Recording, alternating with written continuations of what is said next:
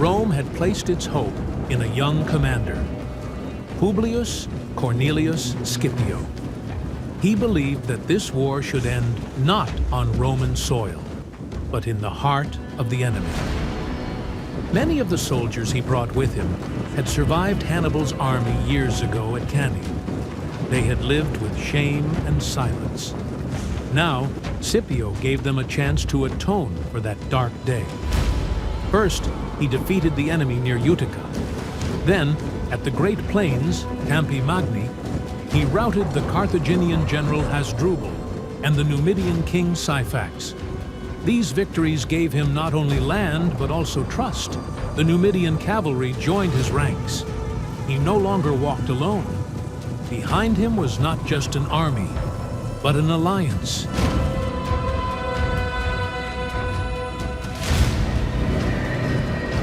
Cornered, the Carthaginian Senate called upon Hannibal in southern Italy as a last resort. With great ambitions, he had launched his Italian campaign, winning countless victories and shaking Rome to its core.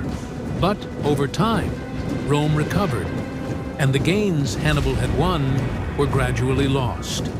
As he advanced through Italy, the pain of losing his brothers burned within him. His grief and rage were deep. With over 15,000 seasoned soldiers who had won countless battles by his side, he returned home seeking revenge. Hannibal's return would shape the final great confrontation that would decide the fate of Carthage and Rome at Zama. Hannibal arranged his army in a three-line formation, with around 36,000 infantry in the center. In the first line stood mercenaries from Gaul, Iberia, and Liguria. The Gauls, in particular, burned with hatred toward Rome. This battle, for them, was a chance for vengeance.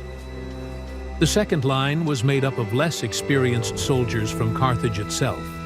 And in the third, rearmost line stood Hannibal's most trusted and battle-hardened veterans. In front of the entire army, 70 to 80 war elephants had been placed to shatter the Roman front.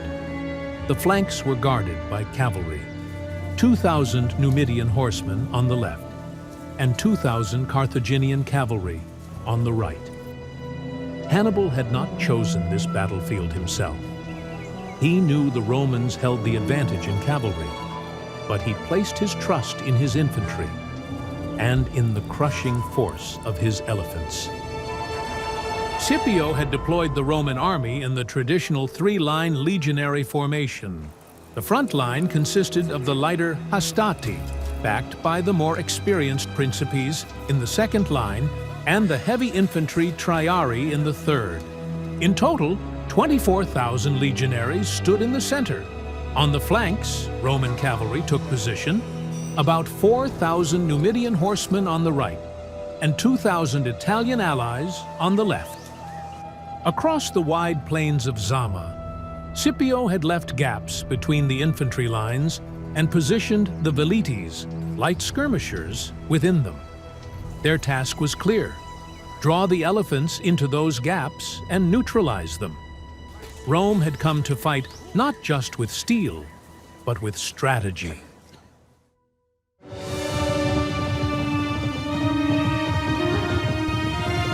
The Battle of Zama began with the forward movement of around 30 to 40 war elephants, most of them inexperienced in actual combat.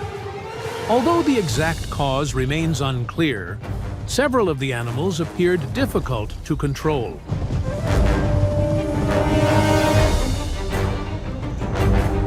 Instead of charging toward the Roman lines, the elephants suddenly veered off course and stormed toward Carthage's left flank.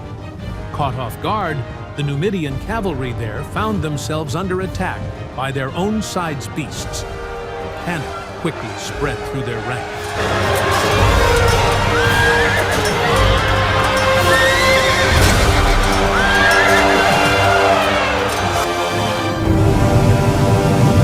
Seeing the disorder, the Numidian horsemen on Rome's right flank advanced without waiting for orders.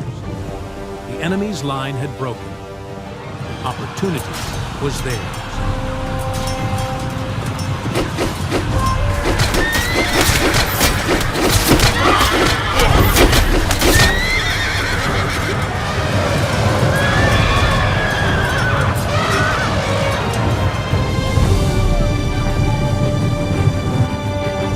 As Carthage's left flank unexpectedly collapses early in the battle, Hannibal gives the order for the remaining elephants to charge.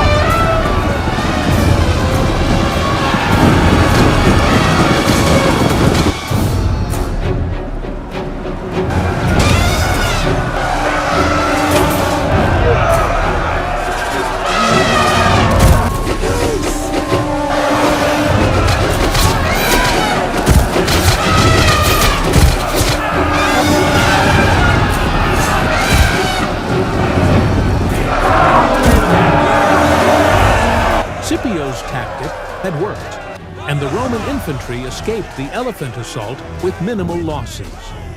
Hannibal, on the other hand, found himself deep in thought, as the elephants he had trusted most caused more harm than good at the very start of the battle. Straighten those lines, if you please. No untidiness! As the battle intensifies, the Italian cavalry on Rome's left flank launches a charge.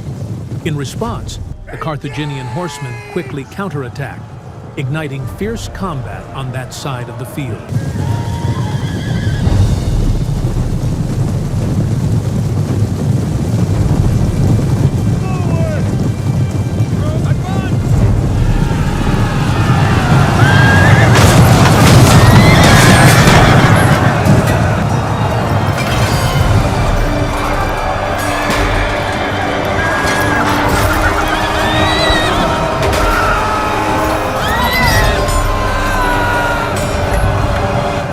His disadvantage in cavalry, Hannibal makes a tactical decision and orders his horsemen to retreat. His aim is to draw the Roman cavalry as far from the battlefield as possible, giving his numerically superior infantry the time they need to break through the Roman lines. The infantry battle begins as both commanders advance their frontline units.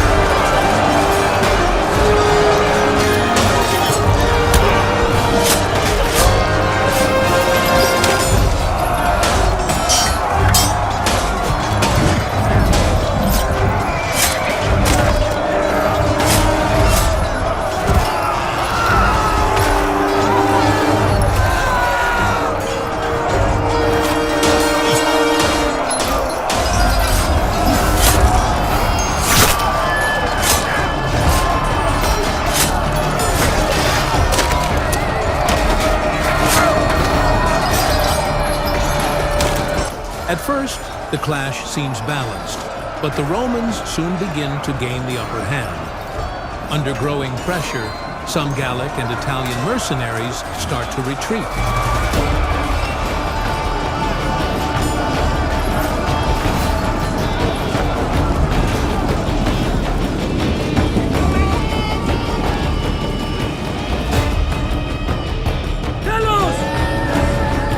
To prevent a full withdrawal, Hannibal pushes his veteran soldiers from the rear line forward, exerting direct pressure on the collapsing ranks.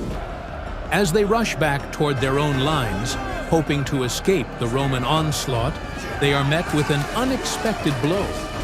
A harsh response from the inexperienced Carthaginian troops positioned in the second line.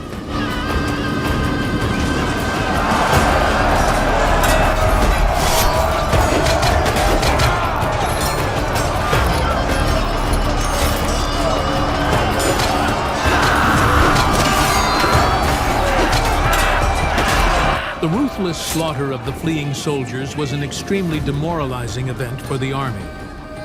Yet this harsh discipline pushed the inexperienced Carthaginian troops into action. They launched an attack to support the mercenaries still fighting at the front.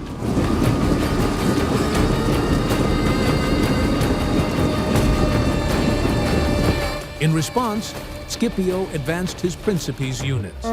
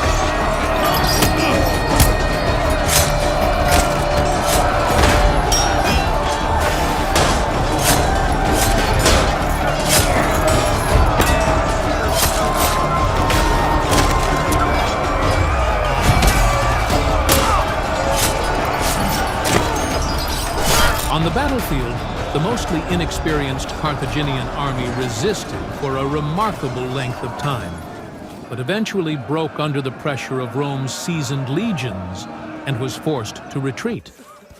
Given their lack of training, the fact that they held out as long as they did could itself be seen as a measure of success. At this point, the battle reaches its most critical moment. Scipio does not rush. Instead, he orders his engaged troops to pull back and regroup. He then positions his heavy triarii units, still fresh, on the flanks. He is well aware that more than half of his army is exhausted. Meanwhile, Hannibal still holds back nearly 15,000 experienced soldiers, untouched by the fighting. If he can deploy them effectively, he believes he might still turn the tide of the battle.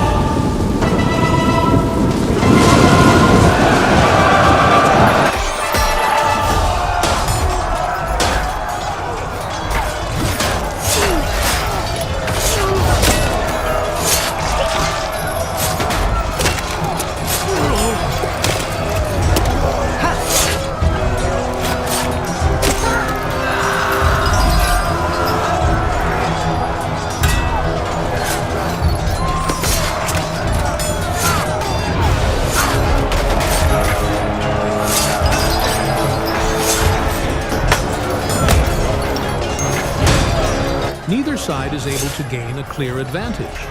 The battle appears destined to end in a draw or drag on for hours. But then, the one thing Hannibal fears most becomes reality.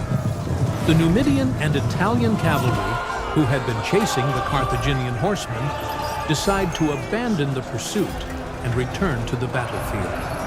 This critical decision will not only change the course of a battle, it will alter the fate of a nation forever.